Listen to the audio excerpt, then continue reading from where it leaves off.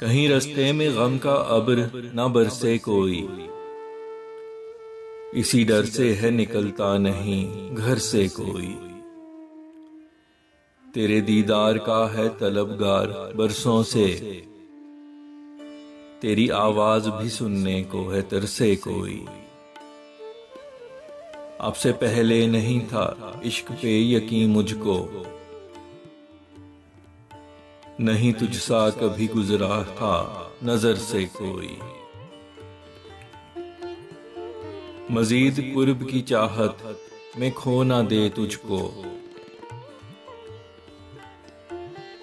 ना दिल की बात है करता इसी डर से कोई।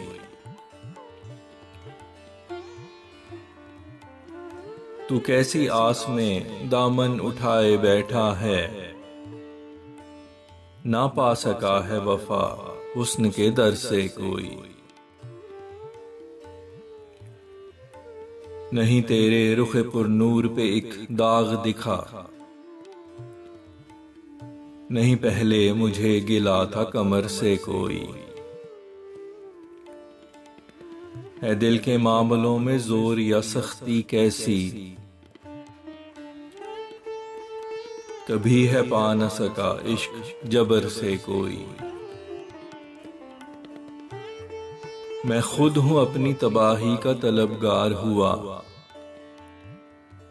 तो क्या बचाए मुझे हुस्न के शर से कोई। तू जो लेता है हाथ रख के मेरे माथे पे, नहीं अच्छी है दवा ऐसी खबर से कोई।